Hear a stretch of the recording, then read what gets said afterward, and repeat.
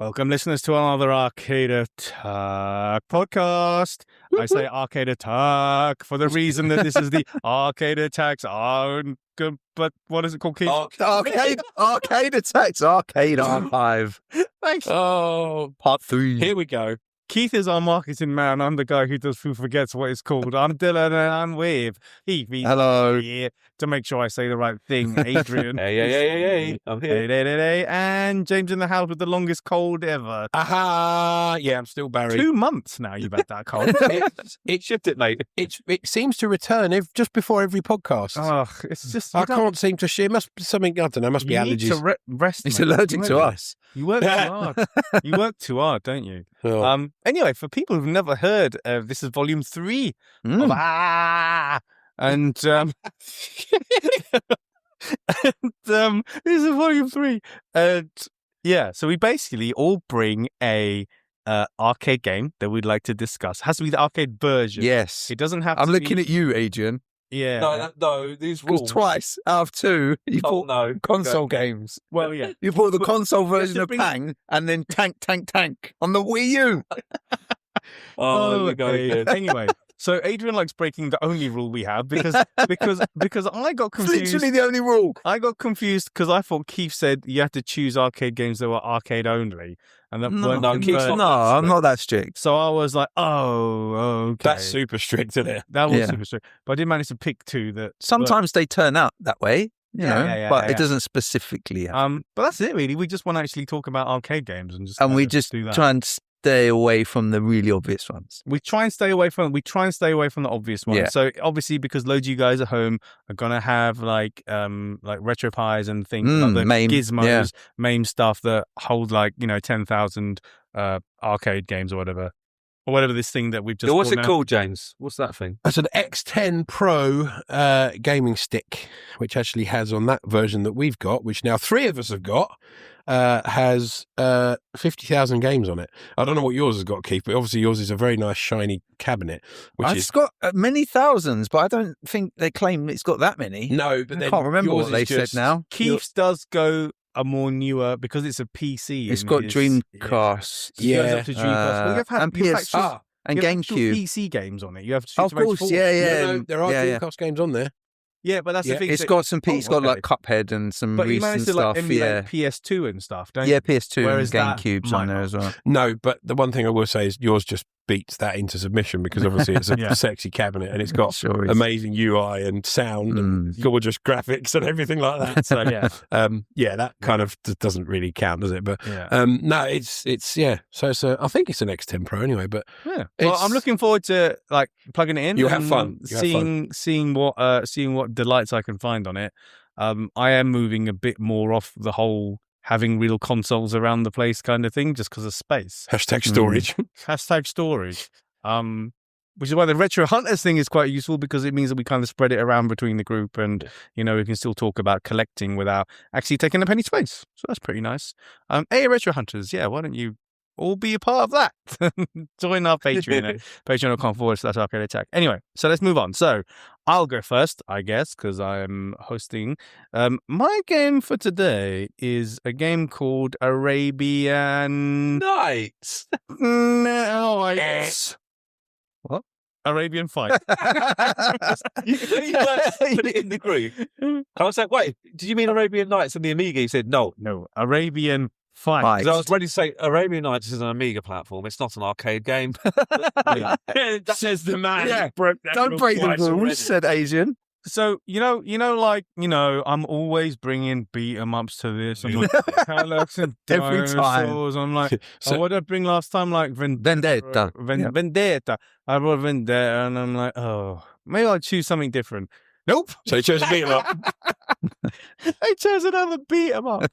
So, yeah. Anyway, Arabian Fight is a 1992 Arabian Nights Days themed beat 'em up developed by Sega using the Sega System 32 board. Does anyone know anything about these? Obviously, these boards? No. Guess no. No. It was the last board. Just a quick thing about the arcade, for our arcade aficionados. It was the last board to be released under the Sega System naming scheme, and was the last of the Sega System and Super Scalar series of arcade hardware. The Sega Model series then began in 92 with the Sega Model 1. Other games that have used this board, I didn't recognise hardly any of these. Go on. Actually, no, Alien 3 The Gun. That's the shooting one, isn't it? Yeah, it's good. There's that one. Burning Rival. What the hell is that? It's a racing game, I think. Yeah. F1 Super Lap, I guess, is probably Like F1 racing game. Yeah. I know Sega Sonic the Hedgehog because that was the rollerball. That was the one. isometric rollerball one. The isometric rollerball one. And the 94 Jurassic Park cap. Yeah, which is also lots of crazy scaling. Crazy scaling. I believe that's Fun smart game. gaming, I think. Yeah, I think you're right. Yeah. Good game, that. Good arcade. So it was like the last iteration of the super scaler game. So somehow, 3 out of 3, I've chosen another arcade game that wasn't ported anywhere. Yeah. Definitely not ported. Definitely not ported anywhere because of this scaling. Because this the Sega System 32 was it was neither 16-bit nor really 32-bit. So you couldn't port any of those games to the 16-bit consoles. But the Saturn, it could go to the Saturn. I suppose you could have done, but they didn't. No, they had that was a different arcade board for a lot of the stuff that was like Saturn era. It was like like the Sega Rally and Daytona and stuff was on one of the Sega models, I think. But it's only the 32X can handle it.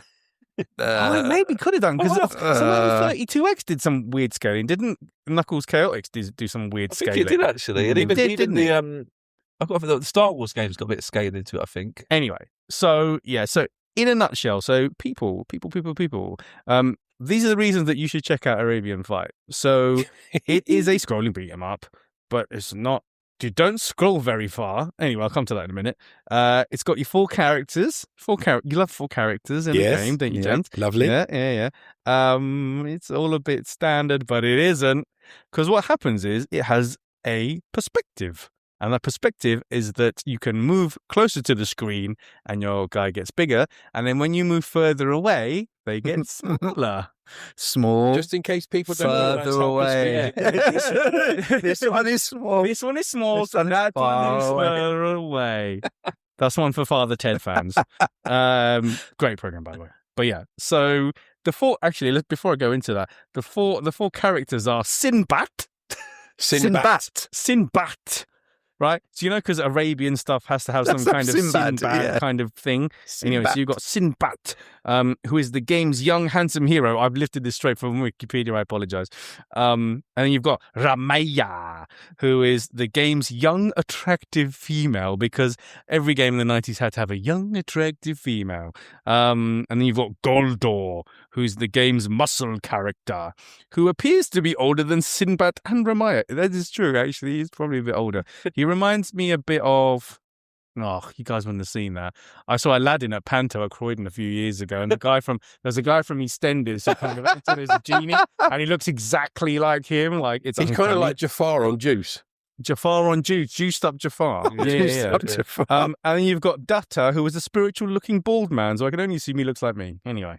So, he's like a Shaolin monk type kind of. Yeah, Datta. Who produced it? You're going to love this. I know this. Yu Suzuki. Sega legend. Royalty. Yeah, absolute Hall of Famer, as you Americans would put it. Yeah, Yu Suzuki produced it.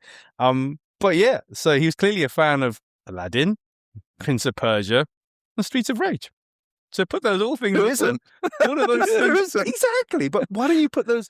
Put your hands together, Keith. Why do you have all of these things separate when you can put them together? Yeah. It is so the scaling is mad. So how I found this game was I had it I don't know, when we talk about arcade games, one of the things that for me that makes them stand out is big sprites. Yeah. Big sprites, the things that are home consoles couldn't handle. So I typed in games with big sprites, and I was like, Arabian Fight? Is that even a thing? I was like, then I just went down the rabbit hole, and I was like, oh, okay. So the game is, let's say, basic. But the fact is that when your character is close to the screen, especially Goldor, who is Jafar on Juice, he takes up almost the massive. whole screen. Can't see anything. He takes almost the whole screen. But it has loads of nice little graphical touches. Like when the baddies come on the screen, you know they're coming because they come from behind your perspective. That's right. And they kind of hang on the sides of the screen. It's a little bit like Dragon's Lair or something. And then they kind of like jump out onto the thing and then they're replaced by the sprites. I think it's very clever. There were some very cool touches on the level where you're like it looked like you were in an ancient Egyptian pyramid rather than... Oh, and then all the pictures. Yeah, the hieroglyphics came off the wall. Yeah. And then attacked you. Yeah. That's cool. It is like, it's mad that those sprites were like embedded in there and they've managed to like manipulate them. Like, you guys have to see this to believe it. I definitely would recommend it. It's not, okay, reasons why it's not great. So it only scrolls 2 screens worth. So this technology. Right.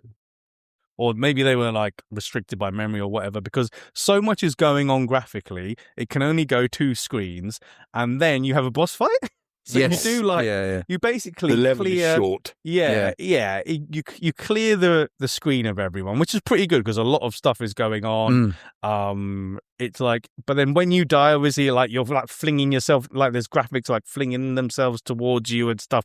There's a lot of stuff going on. But yeah, then the boss fights are they're pretty good. You know, they're pretty good. You got the magic moves. Did you guys ever manage to figure one of the magic moves? Oh my god. The whole is like he's coming. His face comes in from the side, then it comes in from the other side. Then, it comes in from up and down. Then there's like lights and lightning. It's like an event, isn't it? It's like a whole like magic show for like about 30 seconds. You're watching it, and everyone dies obviously on the screen. But that's like really bad. And then when you choose a new character, don't know if you guys noticed, it says thank you. Yeah, it did. When was the last time a game thanked us, man? Do you remember? Never. Do you remember, like in the olden days, it was like "Thank you for playing," or like when thank you for playing. Like, thank you. Yeah. Thank you. Well, you don't get that anymore. In games now, you're like when I'm playing Silent Hill, it's like, oh, you died. Here's the title screen. Game over. What? Why are you going to thank me for Thank playing? you for playing. You died. Yeah, you died. Oh, I mean, come on, man. Or the red blood comes down the screen. Yeah. But yeah, so the bosses are interesting. So when you kill them, I don't know if you guys found this, but I found it a little bit distressing because what happens when you kill them, they then go into flames and you hear like this really horrible they scream. Scream, It's like you hit like blood curdling screams. I'm like, I'll sleep well tonight. Oh yeah, this is gonna be nice. But yeah, so you've got some of the bosses. You've got 6 hands. Yes. Who has 6 hands? 6 hands. Thank you. And then you've got Shoulder, who has lots of big shoulders. 2 shoulders. Thank you. Is that the big guy with his arms in the air? He's just a big version of hench. What you call it? Because I have a few observations on that. But yeah, carry on. And then you've got Snake Woman. Yeah. Oh yeah. Who is not Medusa? Who Snake is a snake Woman? Snake Woman. So basically, a snake with boobs, which I found correct, which I found very, very disturbing. And then you've got Lizard Man, who is a lizard man who's a lizard. And then you've got Fire Fat Man, who is like he's a bit like Joe and stuff out of Streets of. Oh yeah. He walks around with his hands out like he's like, and then loads of fire is coming out of him. And or gourmand, isn't it? Gourmand, is basically So that's all makes very interesting, but it's quite good. There's like the levels are you start in like the ship and then you move to the obviously like you're a in the pyramid, bit, you're in the desert, then you're in the pyramid, then you go to the castle. It's all like very pretty. I think it's really nice to look at. But the fact that it's so limited in how far you get, or even how far how much game there is. And there's the ghost ship. The ghost ship level was basically a rehash of the ship level. Just with a couple of ghosts. Yeah. They basically just did a silent swap of the ship and then put in loads of skeletons. But yeah, I think it's a good laugh. I think everyone should try that. So yeah. I watched a video on it, didn't play it, but it did look really cool. James has some thoughts about Arabian Fight. Do you have any thoughts, any extra thoughts to the ones? Oh my God, he's made notes. I made a few notes, mostly because I completed it. Oh, you played it. You played it. I played it with my eldest. I didn't have time for that. I've been fat, and I thought, okay, well, we'll do a couple of levels. Yeah, completed it in about half an hour. Yeah, it's 2 screens per level. If that, I think it's about 25 minutes. Yeah, and I was like, okay, so first impressions, I put down, I love the movement and the perspective. I thought that was very cool. Yeah. Because you don't really see it. But then that's my first impression. But then as soon as you get like a large person on the screen, or you get this enemy that flies from behind you, you can't see what you're doing. I'm literally trying to kill someone and I'm like, I can't see who you're beating up. Yeah, it is a bit awkward. And then you press, like, when you pick up one of the little lamps, because there's like a little genie lamp. Oh, yeah, you can smash the lamp. And you pick the lamp. No, you pick it up. No, you smash the box. Smash the box to get the lamp. Yeah. That's the one. And then when you get the lamp, it immediately keeps telling you to spam 2 buttons. Yeah. Oh, magic. And it's like, it doesn't go away until you do it. Yeah. And I was like, is there a time limit on this thing? So I did it. And I was like the monk guy or whatever. And it was like some sort of photo shoot. He was like here, then he was here. And then I was like, what is going on? I thought it was quite cool. I was like a little bit drawn out, but then I got a bit confused with the fact I couldn't see the character, as we were saying. But the enemy names are hilarious, though. Yeah. Lizard Man, Snake Woman, Fire Man, and I was like, I laughed at that. But we completed the whole thing. And I mean, it was unbelievably short, even for an arcade game. Yeah. And we did it on like, I mean, don't get me wrong, a couple of the later bosses are hard because they hit really hard. I didn't have to put many credits in it. But no, we only had like a couple of credits each, I think. But it's it's one of these things because it was released at a time when we had beat 'em ups in our home. Yeah. And I can see like it's only the scaling that would make someone want to put money in it because the sprites was so unbelievably massive. Yeah. But yeah, that wouldn't have ported to a Mega Drive very well. They would have just done like it would have just been a standard. You wouldn't have had the perspective thing, would you? But yeah, but there is that other. I think it's Arabian Magic, which is another very similar. I kind of checked it out because I saw it on the list as well, and that one is just your standard beat 'em up, but it is like all the same kind of characters. Okay, just in one thing. It didn't. I mean, the like the fight moves and stuff weren't particularly. Like if you take you talk about Streets of Rage and stuff like that, you can like grab the character, you can jump over the character, you can do like a suplex. You can do a lot of throwing in Arabian fight. Like you can throw people a lot. Like, Goldo, yeah. Yeah, you can just stand there and pick everyone up and throw them. Yeah, it's quite funny. But when you're punching people, it's like the same. It's like the same little bang, bang, bang. Yeah. And they all make exactly the same sounds, like again and again. And it's like it's in used defense that wasn't really. That wasn't unusual, was it? It was unusual. Yeah. I think for, like you say, you couldn't have a bog standard beat 'em up in the arcade by that point because we already had them at home. So I think it's an ideal little arcade game. Like the spectacle of it. Yeah. The moves are a bit repetitive. Yeah, but I agree with but to go and play it for a couple of minutes and see like the crazy special, the magic moves where they come to the screen and all that. I enjoyed all and of it. I think the spectacle of it, it's an ideal arcade game. Yeah. Is it perfect? No. Is it brilliant? No. But it's a fun little, Which is what you wanted us to bring, so that's what I brought in. Exactly. There you go. Gets a tick. I like it. Tick. All right, I like who wants to go next? And it's a Sega game. And it's a Yu Suzuki game. It's a Yu Suzuki game. Who wants to go next? Oh, go on. I'll get my voice out of the way because I'll probably get Captain Croaky by I'm the dying end to be part of my misery here. What will you come up with? Well, I told you. I wasn't paying attention. I was paying attention. I mean, so my entry, I'm going back a bit here. So I'm going way back in the back. So I'm going back to the mid 80s here. And a little studio, a little unknown studio called IREM. I know. So I could be talking about Lode Runner. No. R-Type. No, we talked about R-Type. Ninja Baseball Batman. No. Although I can play that now. That stick. Hey. Moon Patrol. No. I absolutely love this game. A lot of people get like insanely frustrated with it and have raged out with it for a long time, for the last 40 odd years.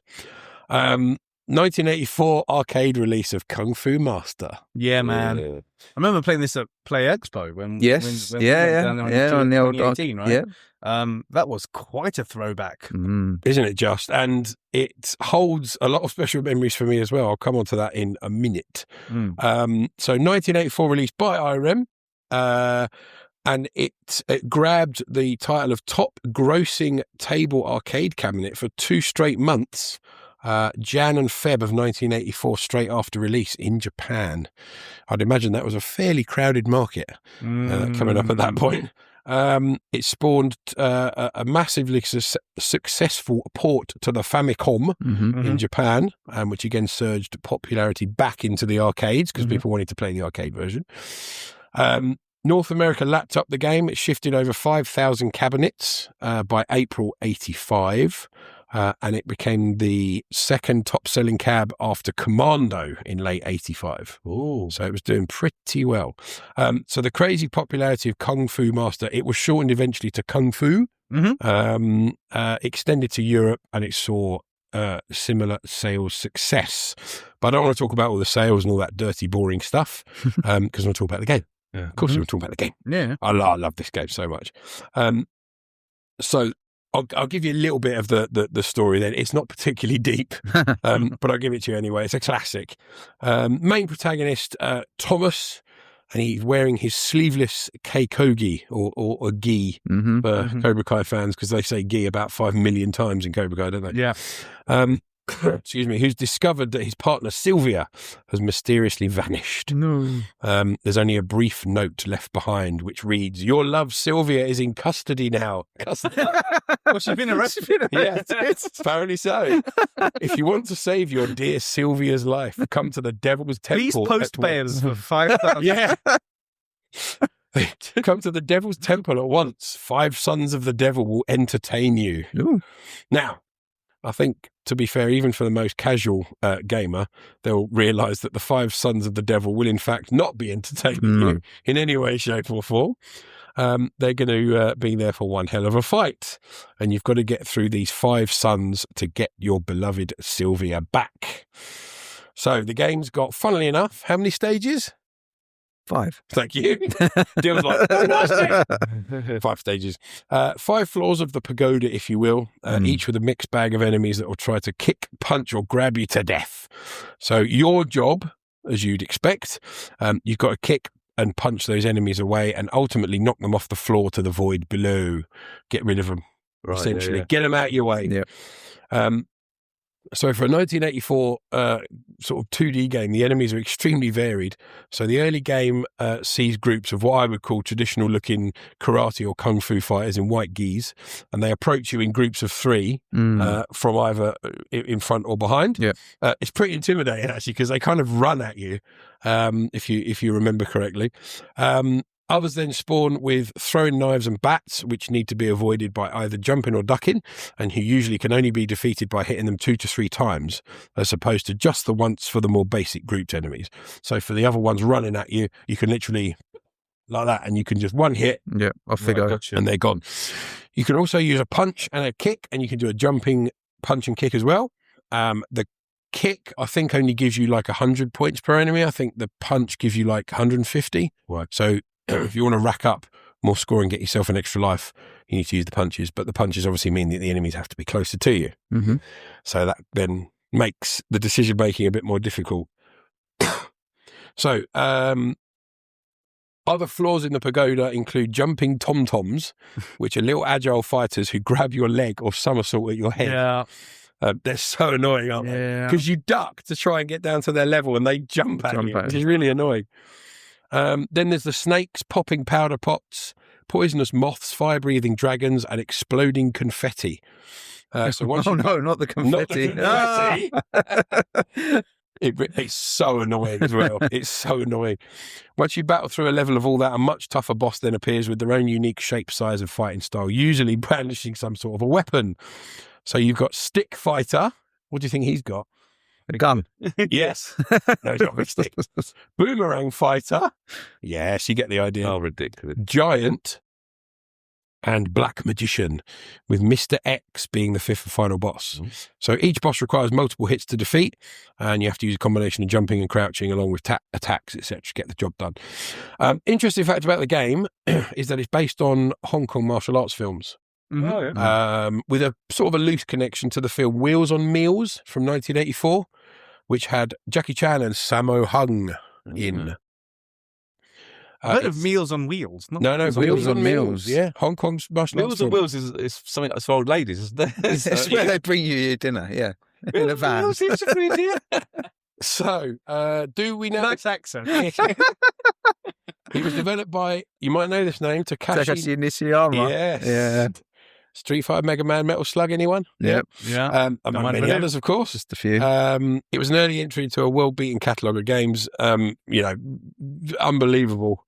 And for a kind of an early entry as well, first game was nuts. It was originally decided that the game shouldn't have any music. How dare they? Honestly, due to the prominent sounds of the kicks and the punches landing. And obviously you've got the odd little bit of voice acting in there, as you had, which was essentially just a laugh toned down to either a very high pitch or a low pitch.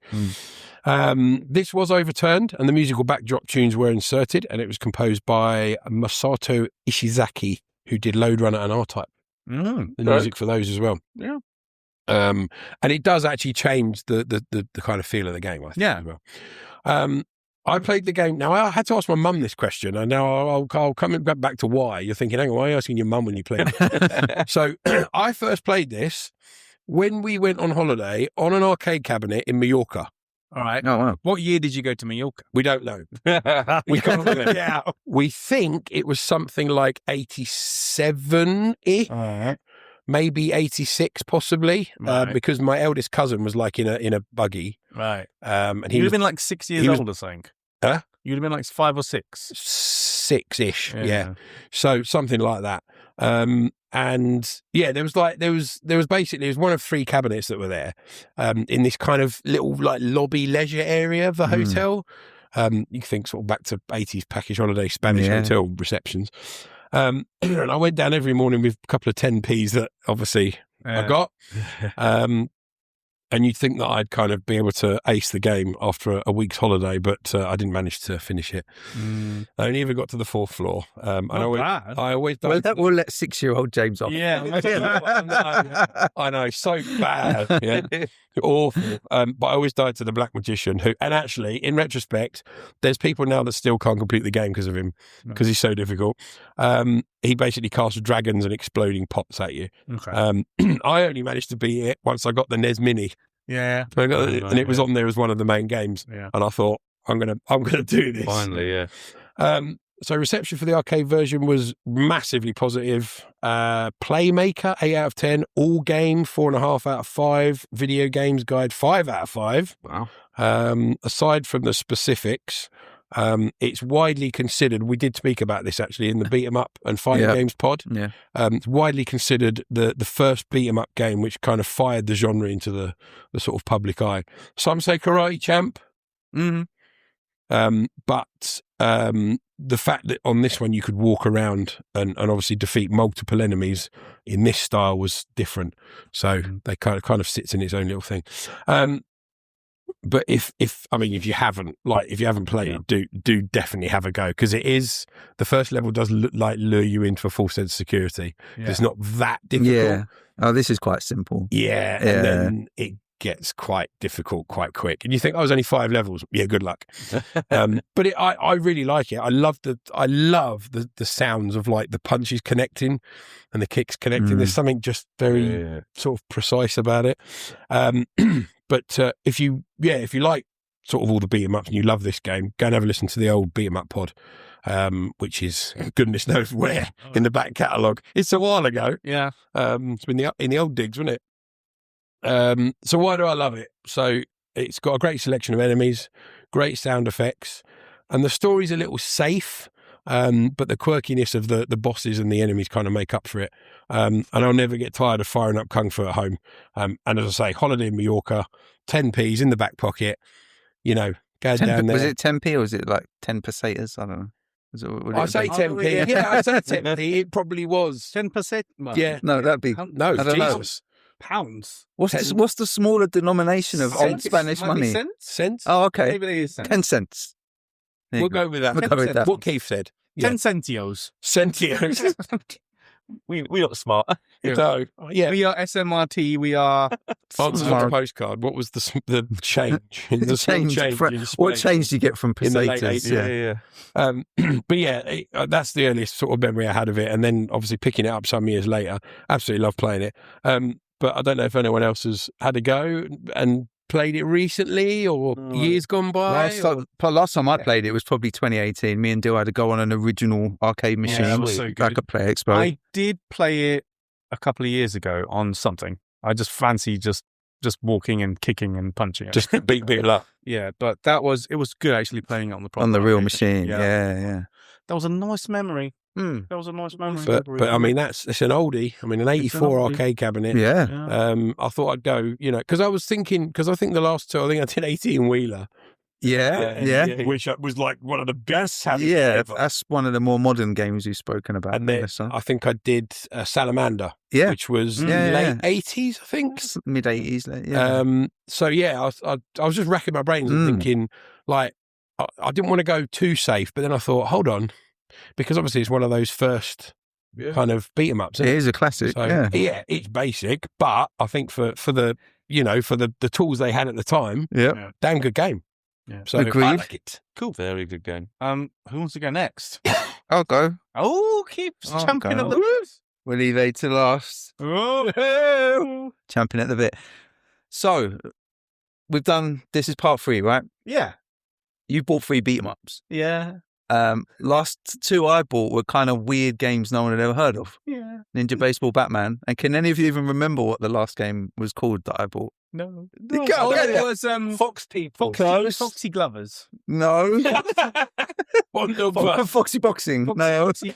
Foxy. Foxman. The Foxy. The Out Foxies. Oh, yes. So I like a weird, quirky game. You do love them quirky. I like a weird, quirky game. Keith goes down the rabbit hole, don't you? And a company that was known in the 80s and 90s for making weird, quirky arcade games was Data East. Data East. Yes. Yeah. So today I present to you Boogie Wings. Boogie Wings. Take me on your boogie wings. Tonight. Also known as Boogie Wings, the Great Ragtime Show. In Japan, it's just known as the Great Ragtime Show. It's a shoot 'em up. Okay. It's a shoot 'em up. And now, what do nearly like 95% of shoot 'em ups have in common as like a theme and a setting? Shooting stuff. Bullets. Well, thank you, James. Yes, obviously they have bullets, a theme and a setting. Bullets. Jesus Christ. Bullets. Shooting things. Thanks, James. Yeah, space. It's usually spaceships and aliens and like a black background with some stars and stuff. Boogie Wings. Not Boogie Wings. Yeah? Not Boogie Wings. So Boogie Wings was released by Data East in 1992. It's one of their more obscure arcade titles, and sadly it was kind of lost among the crowd of formulaic space shooters, which is a shame because in my opinion, this one blows them all out of the water thanks to its setting, its style, and some of its gameplay innovations. So it's kind of set in a World War I era. I did watch a video. Well, you've seen it. So, yeah. So before we get into it, any of you guys played it? No, I didn't have time. Have you seen it? No. Okay, Dill hasn't seen it. I thought I'd played it some years ago because when you mentioned it, I looked up some images and I was like, I've played that. Yeah. I just don't know where, when, or how. But I'm sure that some time ago on an arcade cabinet, I played because like as soon as I saw it, I was like, I recognized one of the mechanics in it. You were talking about, yeah, okay. Because nothing else kind of has that. But since then, yeah. Okay, and you've seen it. I watched a quick video today actually, and I kind of skipped through some of the levels. Like, okay, is this the same game? Okay, I will talk about the levels. Okay, so you've seen it. So yeah, it's kind of a World War I setting. You're the pilot of a biplane. So the protagonist of Boogie Wings is a dashing young inventor and aviator. He fights against the army of a villainous unnamed professor. He kind of looks like a stereotypical old villain, like top hat, twirly moustache kind of villain, like Dick Dastardly style. According to the arcade flyer, the game is set in some unknown era over some unknown town. Croydon then. But yeah, it's clearly inspired by the tales of like World War I flying aces like the Red Baron. Obviously your plane is painted red as well. And the game starts with your heroic aviator escaping from a huge hangar that's being destroyed by a flying fortress. So it throws you into the game and it's almost like a boss at the very beginning. All right. Like, so you're flying out of this huge hangar that's like exploding and crashing down around you. And then you have to fight this airship. And that's kind of before the game even properly starts. And a short time after you escape from the burning wreckage, you're taunted by the professor and his henchmen. And they come in on this kind of steampunk contraption. And they leave shortly after. They kind of come on to taunt you for a bit and then fly away. And they do this on every stage. I'll get you next time. And now, yeah, that's it. Shake your fist at them. That's it. So in terms of the gameplay mechanics, the first thing you kind of notice about the airplane is what did you notice? Chain. It's got a big hook on it. I'm just watching the video. There he is. There he is. Yes, that's it. You notice the sky hook. Yeah. So it's like a grappling hook that swings. Very weird. Hooky. Yeah. And kind of potentially off-putting if you're trying to like fly around shooting stuff. You got this thing like going, wee. It reminds me of it. You know, in Con Air, when the flame goes off and it's got the car at the end of it. Yes. Can't beat my colour. So the Scottish Star Trek actor. I punch it in the air. Yeah. That is very off-putting. Did you just say Scottish? The actor that plays him is, isn't he? Oh, no, I'm referencing Adrian's accent. Con Air, the curly-haired guy from Star Trek. Is he for Scottish or is he... I don't know. I don't want to say the wrong thing. I don't know. Anyway, I'm not sure now. You phoned me. I do remember that scene though from Con Air. Oh, his accent. Yeah. Oh my God. Oh wow. He really hated John Cusack, didn't he? He did. Well, he did after what he did to his car. You right there, Dill? Yeah, this is quite something. Yes. So the sky hook. So there's a grappling hook swinging under the plane. When you start the level, it's carrying a mine, which is basically like a smart bomb. So you can, by moving the plane around and flying with the stick, you can gain momentum and swing the hook. And then you can press the second button. So you've got two buttons. You've got your normal fire button. And then the second button releases what's on the hook. And you can fling it at your enemies. So when you drop the mine, it can be used to destroy enemy planes and vehicles by moving the joystick in a circular motion. So you've got to kind of focus on that and the shooting at the same time. That's a tough ask. And when I was playing it again yesterday to kind of refresh my memory, it's one of those shoot 'em ups as well where you can't just hold the fire button down. Oh. You have to keep hitting. You have to keep hitting the fire button. Is it a two-player game as well? Yes. Yeah. Yeah, I've never played it in two-player, but there is a two-player mode. There is a lot going on the screen in this game. That's kind of like aero fighters. You know, aero fighters. Yeah. That you can't just hold the button. There's a lot of them. You press old the button shoot 'em ups, it gives you you like get a few triple bullets. shot, Yeah. It staggers it. Yeah. You have to basically kind of time the press like that, like tap. Yeah, you tap, can't just tap. You can't just go like yeah. that. Otherwise, it won't work. So it forces you to kind of like. Yeah. So, I mean, it's hard enough. So you've got to focus on that and think about the hook. Swinging the goddamn. You can play it without really using the hook if you want, but it adds another sort of layer to the gameplay. But the cool thing is when you start the level, you can just drop that mine, and then after that, the hook will pick up anything that you latch it onto. So it'll including people. It will pick up soldiers, horses, motorbikes, cars. So you can pick up cars, stuff. You can throw stuff at them. Cars, crates, tanks, soldiers, and you can pick it up, swing it, and this is nuts, it explodes and does damage. This is a wacky, fun, zany-looking game. A lot of action when I was watching. Yeah, it really is. It really is. So, with the skyhook, there's a slight implementation of physics. So the heavier and bigger objects are a little bit harder to move around. It doesn't drag the plane down or anything because that would make it a bit awkward. There was a Trojan horse just a minute ago. What's going on? But it's a really cool thing. And, there's even a part where you can use the head of a model T-Rex and swing that around because we'll get onto the levels, but one of them is like a natural history museum that you fly. Oh, I see. I was going to say, well, thanks for the context. But as well as the hook, there's another thing that kind of becomes apparent when you get hit. So the biplane can sustain 2 hits before it explodes, but you don't lose a life. Oh no, our hero falls down and carries on running and firing. Yeah. What? And it suddenly becomes like a person. Yep. Yeah. You're like a person. That's right. You're like a You're person. like a person. And he carries on running and shooting, so you can fire. And so now the second button becomes a jump button, and you can jump on enemies' heads. This is weird. The pilot himself is superhumanly fast and strong. He can only take 1 hit, but he can outrun everything. He can also pick things up as well. So as he's running along, like Contra when that happens, you can pick up like crates and barrels and statues and all kinds of things that appear and throw them at your enemies. And he can damage some enemies by jumping on them, but he will die in 1 hit. And apparently this could be a reference to one of Data East's earlier games called Wolffang, which was like a mech game. And once the mech got destroyed, the player then took control of the pilot. So it's something that they've sort of done similarly in the past. And Keith, sorry to interrupt. Yeah. It reminds me a bit of Walker. Do you know Walker? When they were first making that game, mech, yeah. the other levels were supposed to be the human inside the Walker. You could zoom in and do their own sort of levels. It reminds me a little bit like that concept. Yeah, like the pilot getting out. I've got to correct myself. Go on. The Irish, it's the Irish actor. Irish, Cole McMeany, my apologies, but he plays the role of Duncan Malloy, that's it. Who's he's pretty grumpy in it, and he's poor sports car gets. That's right. It's Cyrus the Virus, I believe. Cyrus the Virus. Luckily, our aviator is a true hero and he's unfazed by the destruction of his plane as long as he can get his hands on another vehicle. So when you're on foot, not only can he jump into common vehicles like tanks or jeeps, he can also use a pogo stick. As you do.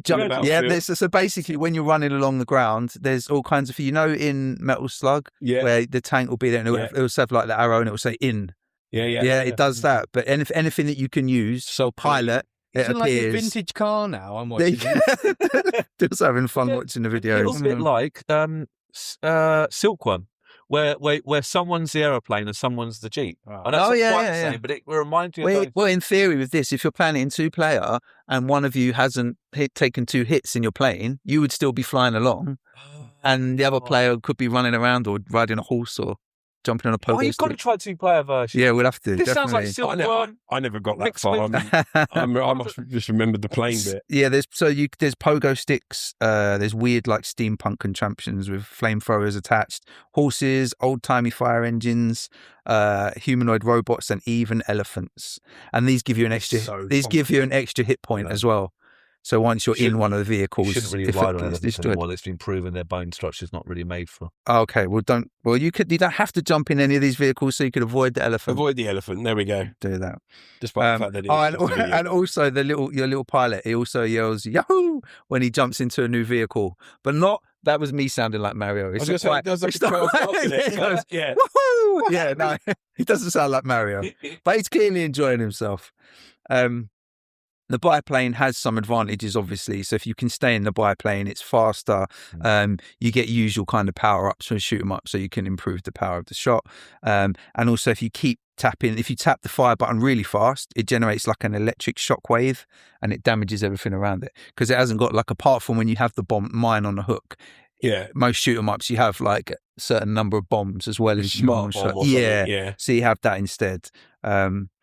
But you can't tap it too much because you can overheat the biplane engine. Cool. So there's quite a few mechanics here that you don't get in your bog standard space shooter. Yeah. But the fun thing about this game as well, it's got some really cool mechanics, but the stages are crazy. So that first stage, they do it a weird way around because I would have thought you'd go with one of these crazy stages to draw you in. So the first stage is basically like a hangar and a landing strip. And then you have the little showdown with the airship. And then you get to pick which stage you do next. Oh. So there are 5. The first one is an amusement park called Coney Island. Yeah. Coney Island. There's a giant zeppelin, which is named a transporter, a museum of natural history, a Christmas parade, and one's called, it's like a factory, but it's called Detroit Rock City. And the music at the beginning has actually got the riff from the Kiss song in it as well, which is really cool. It does. Oh, dear me. So, for example, the transporter, this level begins outside the Zeppelin, like a normal shooter up. And then when you get to the top of it, you have to infiltrate on foot. And then it kind of turns into a platform game. So you come out of the plane and then you're running around inside the Zeppelin. And then at one point it begins to fall and the whole storage area becomes zero gravity. You know, like when planes suddenly descend. And so everything starts floating around. Only arcade only this game? Yep. Yeah. So you've got vehicles, enemies, and crates kind of floating around in the zero-G environment as well. This game sounds too crazy. And then you get to the control room and meet the professor who manages to escape, of course. And after having destroyed the fuel supply, the level ends with our hero escaping from the transporter in the nick of time. To be fair, it sounds right up your street. It's great fun. Yeah, I mean, it's great fun. It looks mental, bruv. Coney Island. But James, it's not on that crazy contraption. It's not on that one. I only had a brief look. But it might be that I don't know. There might be. I'll get you all round to mine. Boogie Nights by mistake. He wanted to watch Boogie Nights. Yeah. That is very different from Boogie Wings. Nights. There's no Dirk Diggler to be found in this game. Coney Island, this maybe is my favourite stage. So this is the amusement park stage. There's a part of it where there's a giant Ferris wheel which suddenly it kind of breaks away, and then the wheel starts rolling along, causing havoc. And at the end of it, there's a giant haunted house. And the professor comes out of the ground and he's playing an organ, and there's ghosts coming out of the pipes, and there's coffins with zombies, and then you have to fight a giant mechanical Frankenstein's monster. Could you not have persuaded Nikki to jump in and play with you? I should have. Yeah. I want to now, yeah. And then the museum stage is really cool. That Dill said there's like a Trojan horse in there. There's dinosaurs and things. And you're obviously just flying through the museum in your biplane, as you do. As you do, yeah. The Smithsonian would be pissed. They would be. And yeah, this is it. The Merry Merry Christmas stage. Arguably the best. Neon lit. All the Christmas trees. I saw that. Yeah, it starts off with neon lit streets full of people just strolling along. And there's like a medley of holiday tunes as the background music. It's all very festive. But then the whole stage is like a big set piece. So you're chasing this massive drilling machine through the level. And it also has like an opening at the front, and it's constantly releasing other vehicles like tanks and things to attack you. And then it goes underneath a bank vault. So you have to follow it. So again, you can fly down as long as you haven't taken too many hits. If not, you have to go running after it. It goes underneath a bank vault. It then re-emerges in the middle of a baseball field. In the middle of a game, and you've got the little sprites of like the players and the umpires like, what the hell's going on here? Meanwhile, it just carries on. Then you go back under the earth until you go underneath the foundations of a hotel, which then collapses into the ground, and finally destroys the machine. And then you come out of there, and then you meet the real boss, which is a huge evil Santa Claus statue, which always reminded me of, what's the evil Santa in Futurama? What do they? Oh, yeah. It's Claus. Oh, what's his name? Yeah, I know it's right. Yeah, but it's like evil robot Santa. It kind of made me think of that. But he starts off as like a normal Santa, and then like at various points through the boss battle, he goes purple and he's like, Merry Christmas, and then he starts trying to kill you. And it's probably the hardest battle in the game as well. But there's just loads of like interactivity in the level. There's bits where you can kind of shoot the bushes, and then they're kind of like turned into nice sculptures. And there's you can basically destroy or pick up pretty much anything in the game. Once you've completed all of those levels, and you can do them in any order, you get to the final stage, which is the raid on the professor's hideout. It's not quite as exciting to look at. There's like lots of giant cogs and machinery and stuff. It's kind of more like a factory kind of industrial state. It is steampunky. Oh, right, sorry. Steampunky. But when you meet the villains at the end, they claim that they weren't taunting you, they were warning you. And they say they've travelled in time and have built an army to prevent some major disaster in the future. And they were trying to enlist your help. And you get a choice. You can choose to believe them or not. If you do, they'll get annoyed because you didn't listen sooner, and they'll use the power of the time machine on you, making you go back in time and replay one of the previous levels. Oh, wow. And then after having completed the final stage again, they then ask you to be the new pilot for the time machine. That's one ending. Or Boo-Irons. That's one ending. Wow. If you don't believe them, you have to fight them on their time machine, which is inspired by the time machine from H.G. Wells' book. Yeah. So it looks like that time machine. Cool. After having defeated them and wondering if there was any truth in their words, it's time for the fantastic credit sequence. And it's one of the few examples of an interactive credit sequence in an arcade game. So while the credits are coming up, you're controlling the biplane, and then during the sequence, every single one of the controllable vehicles appears at the bottom, and you can jump out and you can try them. Oh, nice. That sounds so good. And in the background, there's like sepia pencil pictures of like the story in the background and nice. Stuff going on. This is very nice. Yeah. Seems a shame in a way, Keith, that they put so much effort in this game and it's kind of forgotten. I know. But this is our chance to play it. This is our chance to play. Yeah, so it's a great game. It's got a great sense of humour. Obviously, there's all kinds of silliness that happens at the backgrounds and all the little details with sprites. It's kind of, some of it is like looking at a really tiny Metal Slug, because there's so much detail going on with the animation and things like that, and the jumping in and out of vehicles. There's little bits where I noticed the Blues Brothers appear many times in the background. I think it's across a couple of the stages, but there's two little sprites and they're dressed exactly like them. And at various points you see them like doing a little gig at the top of buildings and stuff. They're singing and they just was a keep video game popping for up. the Blues Brothers. I wonder if that's Data East. There's lots of like wacky details in there. There's a little barking dog that follows you through the levels as well. Which again, don't know why. He can't be hurt or damaged or anything, but he's just running along the bottom. You can hear him barking. It's very cute. It's like it's cute and crazy. Yeah. So it was released in Japan and worldwide as an arcade game. There's not really any difference between the world and Japan versions, apart from the dialogue and instructions being in English. And they changed the graphics, obviously, to accommodate the new title. But they did leave the voice that shows The Great Ragtime Show in the Boogie Wings version. And yeah, it was never ported to any other system. And it's not even resurfaced. So Data East Library was included in a Data East Arcade Classics collection, which was published on the Wii, but it wasn't included. That's strange. It was left out. It looks so good. And so the only way to play it at the moment is through emulation. But I would recommend it, as it's the only opportunity to play one of the craziest and most fun sort of 90s shooters that I've ever played. I mean, I definitely remember at some point playing it, although I think probably only very briefly. But just looking, when I went on and had a look at the images yesterday, and then little video and stuff like that, it is a standout. Yeah. You know what I mean? There is so much going on at any one time. Yeah, it just looks so fun. Yeah. Like there's so much cool stuff. And the fact they've added in, I mean, okay, the hook's obviously a little bit of a, use it or lose it type thing. But yeah, you don't have to. You can easily play it as a standard shooter.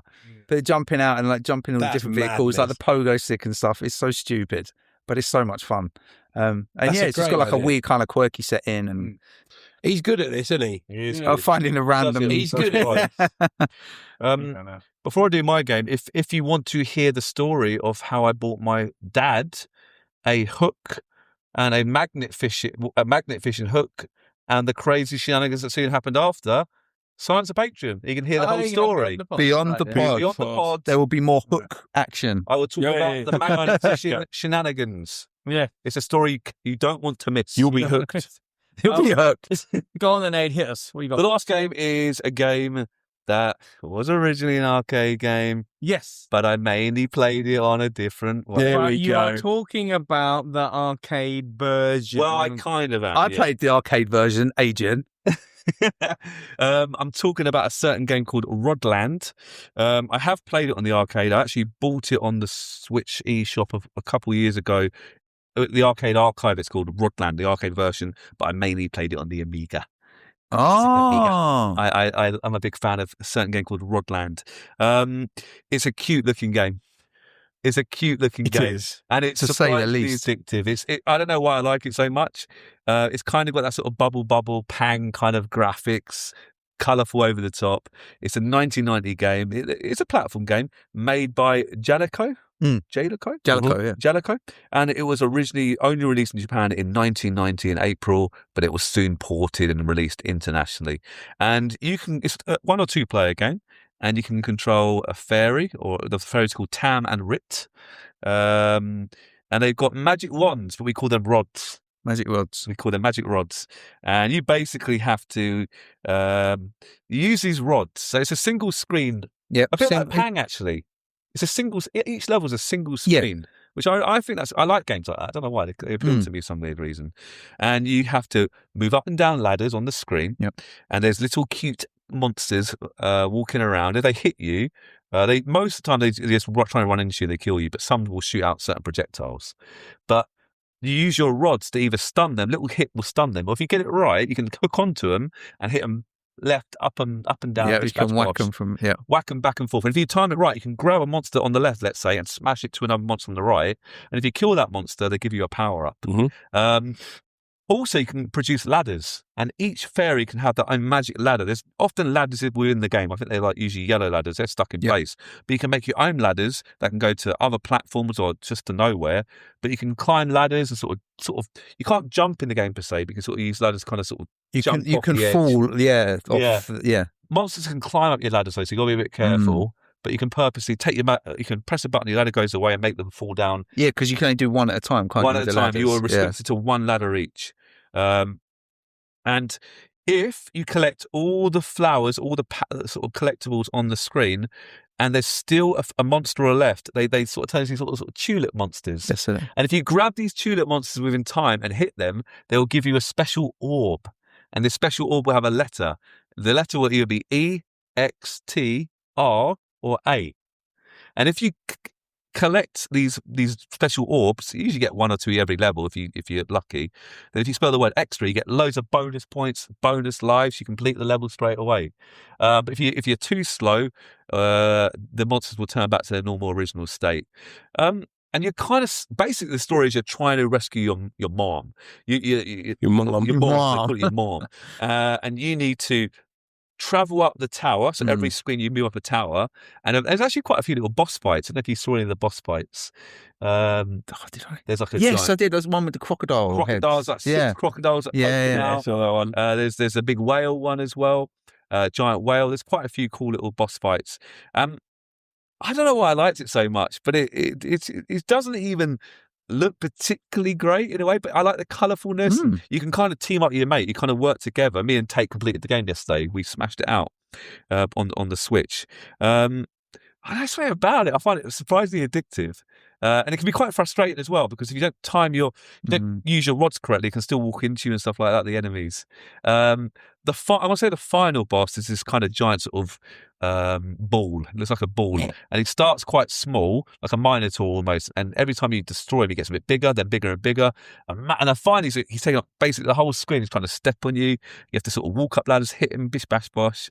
And I don't know. And there's also little power-ups as well. So if you kill certain monsters, they'll give you either just points or like there'll be a missile. Missile shoots or a bouncing ball. I'm like, this reminds me of Pang again. Come on. I love it.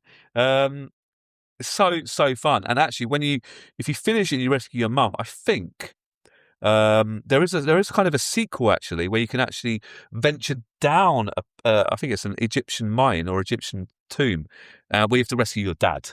I never got to that bit with Tay. We kind of unfortunately skipped it.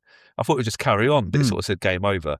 But I think there's a secret password you can type in. I must try that out. So I think there's a bit further down in the game as well. But I mainly played it on the Amiga, like I said, as a kid. And it's one of those games that I often came back, and something about the colours. And it's just quite a cute little fun game, and it's quite relaxed in many ways. I know I've got my nostalgia goggles on big time for this, but I just want to sort of commend a game I loved on the Amiga. I've played in the arcades. I've now play it on the Switch. Still lovely in my eyes. James, what do you think? I played 2 versions. Ooh. I didn't have the arcade one. Okay, tell him. But then it is your game. Yeah. But I played the Amiga and the NES versions. Okay. So the Amiga one is really good, to be fair. Now, what year did you say it was? 1990. So 1990, I actually can't say it came out on the arcade, Amiga, Amstrad CPC, Atari ST, Commodore 64, Game Boy, the NES, and the ZX Spectrum. So just a few platforms then. So I actually, when you like waving your rod around,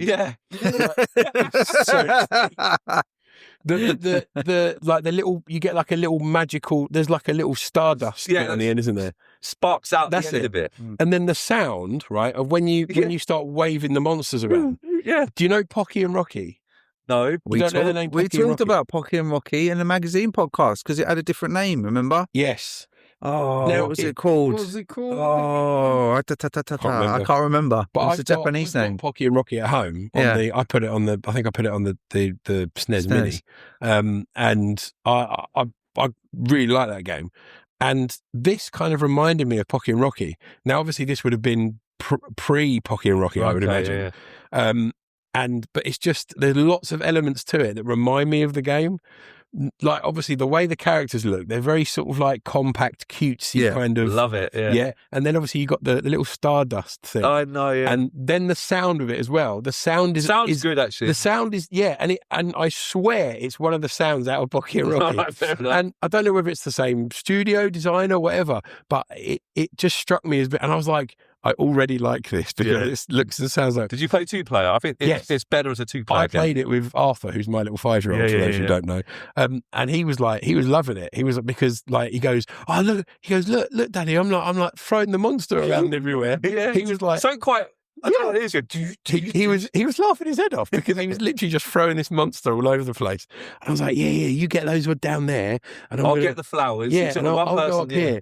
Yeah, and it's better because I was going to say, I played it on my own, so I can see. Yeah, and that would be handy having someone. He was loving it because he could build his own ladder as well. And I was like, you can put a ladder, and he goes, Daddy, I'm going to put a ladder up this bit, and then wait for him to come down the ladder. And I was like, this is great. Really liked it. But it's really colourful, bright. I mean, what else did I put down? It's like really addictive. Because you want to get to the next level and you're like... And the levels last about a minute or two if you're relatively efficient. And you can do it very quickly. But it's the whole classic thing about you can either clear the enemies or you can clear the flowers. That's right. So if you clear the flowers, you then get an opportunity to get the bonuses. Exactly. So you can either do one or the other. But it does get quite difficult, like a little bit further on, because you get like, there's like little spaces. Something of a Rodland Master. I never really got that hard. Yeah. Fair enough. No, I had to put little credits in. I've got the arcade version. You can put like for loads of free credits. There's the truth. But there's like some of the bits where there's only like a tiny space where the enemy's like quickly jolting from left to right. That's right. And you've got to try and drop in next to them and then like deploy your rod, as it were.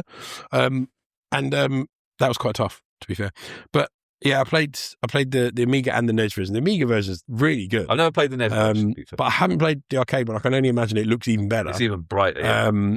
But I mean, it gives the whole Bubble Rainbow Islands type. Oh, I love vibe. Rainbow Islands. So I don't know why I like those games. I love and Bubble. The single screen. But they're good. They're good games. They're simple, aren't they? Don't try too hard in a way. Yeah, they're single screen games. A bit like Super Off Road, isn't it? That's a single screen. Yeah. Balloon Fight on the NES. Balloon Fight, great little game. So I just Pang. like Pang. Yeah, single screen. Yeah. But I mean, I can. To be fair, I can see like that being an arcade game and being quite sort of because it is one of those quite addictive, simple games that it doesn't need to be too much, does it? It's. But you're keeping your opinion secret, Keith, until now.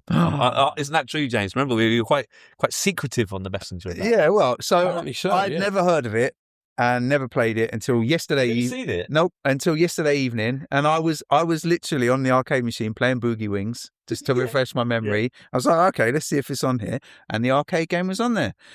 And what was cool for me, this is why I like this, and this is why I hope maybe our listeners would get something from it as well. If I'd scrolled past that and seen the screenshots, it is not the kind of game that I would have stopped on. I'm like, where's the fire and the bombs? Yeah, it is. Or the sports. There's no sports. Why is there no sports? And I would have kept scrolling to like some random basketball game. But I gave it a go. Yeah. And it's really super cute and it looks really nice. And I sat there and played it for way longer than I intended to. Exactly. It is really addictive. And I guess it is that single screen thing because you always feel like, I think one of the things about those games is like you constantly feel like you're making progress. Yeah. It's like done that screen in 30 seconds, on to the next one. Yeah. Well, I'll just do the next one and the next one. And I quite enjoyed it. It's the downward carrot, isn't it? With the enemies and the flowers, and it's like I need to clear the screen.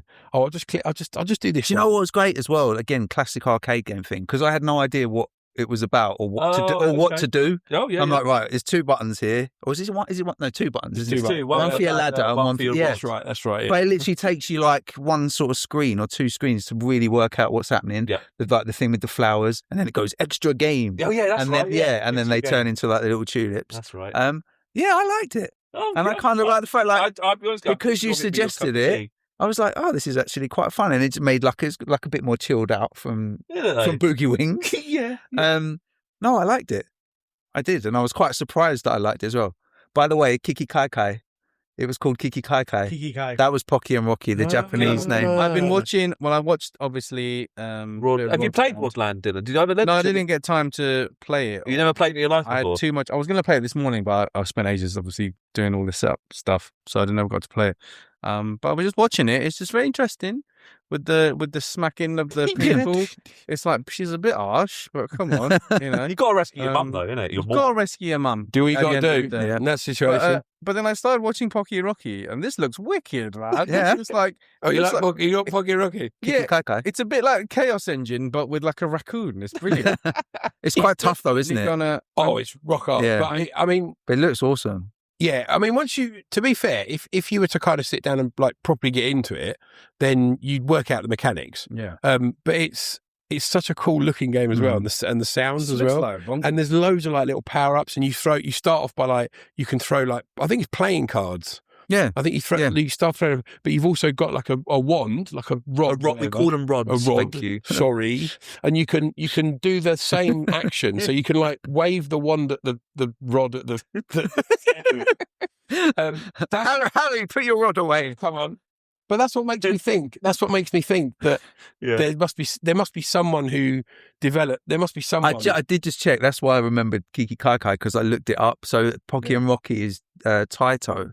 No, this was Jalico. So, but it doesn't mean that they're both Japanese, I think. So it doesn't mean that there wasn't necessarily. It just strikes me people who worked on. Yeah, there must be somebody who's kind of brought something over because it just instantly reminded me of some of the actions and the sounds, and I was like, it's not just like one sound effect; it's like 2 or 3 elements, and I'm like, this is really. And I like the game Pocky and Rocky, so.